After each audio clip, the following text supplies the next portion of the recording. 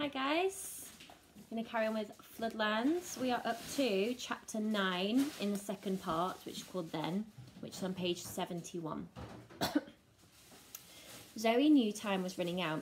She would have to find Leica fast, or she was going to get caught up in a fight she wanted nothing to do with. Her fate would become a matter of chances then. With Munchkin occupied for a couple of hours at least with Doobie's meeting, Zoe decided to find his hideout. She was convinced she could do a deal with him, just like her parents had with Sarah. They traded food for a useless bit of jewellery. She would trade information for silence. Her boat, for not telling Doobie about Munchkin's lair. But to do that, she first had to find it. She had to do it without being seen by anyone, and that was one of the things about the inhabitants of the cathedral, they were always watching. It was even hard to see everyone who might be watching her. Many of them clung to the dark corners hidden from sight. Still, the urge in her to explore was too strong to ignore. As far as she could tell, no one was taking any notice of her. As calmly as she could, she took a burning candle from the side of the wall in the cathedral and headed for the corridor she'd sat in the night before. In daylight, it was surprisingly easy to find the hidden door. She counted the number of steps she'd taken before, and there it was in front of her. Still, if you didn't know where to look, you'd probably never find it. She gave it a push with her hand, and it sprang back slightly. She put her fingers around the crack and pulled. The stone swung towards her. A narrow spiral staircase struck out upwards into the huge old stonework of the walls. Shoving the smoky candle in front of her, she climbed into the hole. There was an iron handle fixed into the back of the stone door. It was smooth and cold. She pulled the door to behind her. Her candle flickered gold on the stone, and she began to climb into the roof of the cathedral. On her way up, there were a couple of turnings that she could have taken.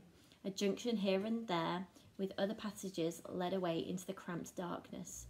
But it was obvious which way Munchkin went. Even in the gloom of her candlelight, Zoe could see where the side passages were thick with dust. As she climbed up the steep stone stairs, she could see that they had been swept by a regular passage of feet, Munchkin's feet. Just as she began to wonder when the climbing would stop, the stairs ended abruptly. There was a low tunnel that ran away from her. Its floor curved slightly upwards, and she guessed that she was right up in the roof now, in some space at the edge of the vaulting. She walked down the tunnel, choking from the smoke of the candle, in the confined space. At the end was a wooden door about 3 feet high. She pushed it open and found herself looking into Munchkin's lair. Almost immediately she saw the hole in the floor that she'd spotted from below. She'd realised she'd have to be as quiet as Munchkin, or someone might hear her. She stepped down the slight step into his secret world. At first, Zoe thought there was nothing here. There was a mattress, but no other furniture. She held the candle in front of her. There was something on the far wall. With a jolt, Zoe saw it was a map. Eagerly, she went to take a closer look, but something moved to her left. She spun and gave a little cry. There, on a battered wooden box, was a rusty cage. In the cage was a rat, standing on its back legs and sniffing the air. It tilted its head to one side, as if waiting to be fed.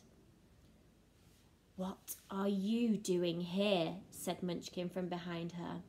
His voice was quiet, but Zoe could tell he was angry. She remembered that if he were to shout, he'd be heard from below. He stepped forward.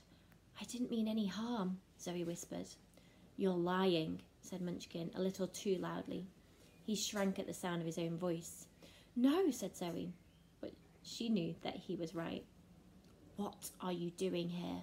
he said again. He moved and shut the door behind him. Zoe took a step back, still holding her candle firmly. She tried to work out whether he'd risk attacking her up here. Munchkin seemed to be trying to work out what to do too. For a long time they stood watching each other carefully, like animals about to fight.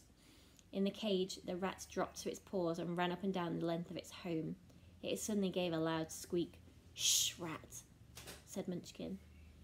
"You have to be really careful with noise. Up here, I mean," Zoe tried.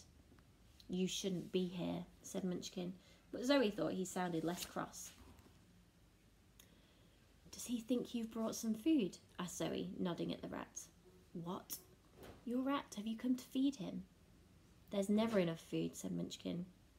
But I give rats what I can spare, see? He's really nice, said Zoe, lying again, she thought. She wasn't actually afraid of rats. There were plenty of them around, after all. It was just that this one was in a pretty bad state. It had patchy fur and it looked as if it had chewed off all its own whiskers. Had a sort of mangy-looking tail that only sick rats get. I know he's not much to look at, said Munchkin defensively. You should let him out sometimes. Do you let him out? Asked Zoe, realising, as she said that, it might not be a tactful question to ask, but it was all right. Oh yeah, he said, but sometimes it's such a job to get him back in the cage. He got out of the door the other night, and then I was chasing him all through the night. Are there lots of these passages then? Asked Zoe. Yes, said Munchkin, but then he remembered something. You shouldn't be up here. Zoe cursed herself for bringing the conversation back to that. Why not? She said. Munchkin looked at her. This is my place, he said, and you shouldn't have come up here. Look, Munchkin, I'm sorry, I didn't mean any harm. I just want to know where my boat is. Well, it's not up here. He didn't mean to be funny. Munchkin turned and looked at his rat, and then started whispering to it quietly as if he had forgotten that Zoe was still there. All right, rat, been a good boy, have you? Look, Munchkin, please tell me where my boat is. No, he said without turning around. Please tell me, and if you do tell me, then I won't tell Doobie about this place. Then he did turn around. Please don't do that. Oh, please don't do that, he said quietly. Well, just tell me where my boat is, and I can't, said Munchkin. Sorry, I think your phone is giving out points. I'll just turn my sound off. I can't do that, Munchkin said even more quietly. Please, don't tell him. He looked at Zoe, and then she saw the fear on his face. She looked away. She knew she'd never be able to get him into trouble, and she hated herself for even trying to threaten Munchkin. She would be just as bad as everyone else if she started that kind of thing. Munchkin, she said, shaking her head. What are you doing working for Doobie? Mind your own business, he said, but it was without anger. Your meeting was over quickly.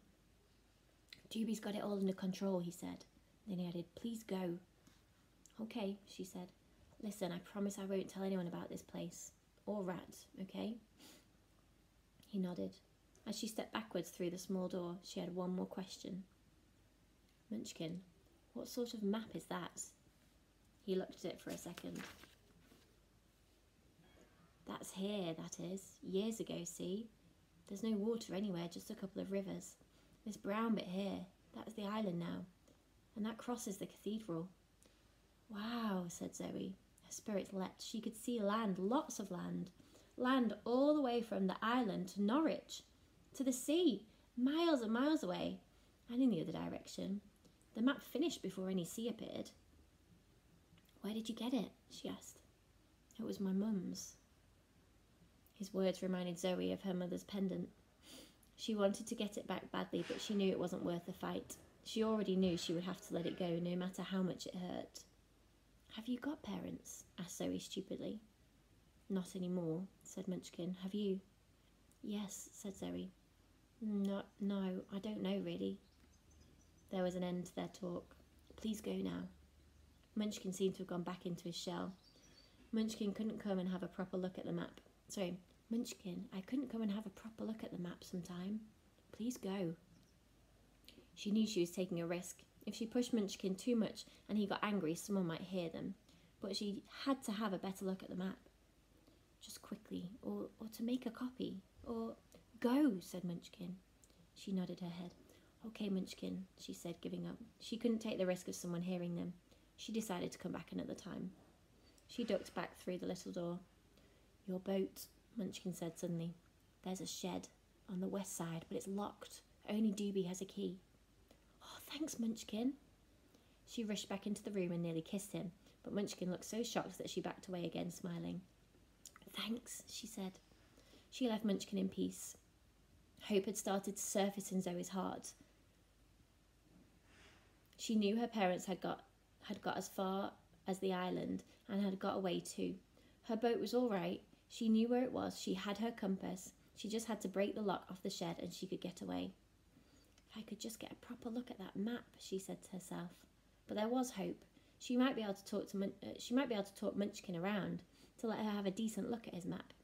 Talking to Munchkin, she'd felt him warm slightly. It had been almost like a normal chat, like one friend to another. Only for a moment, but it gave her hope. It also made her realise how scared she was of Doobie and how little she liked his plans for her. Stressful. Poor Zoe. Do you think she's going to find Leica? Do you think Munchkin's going to let her see the map? Find out tomorrow, maybe. Bye.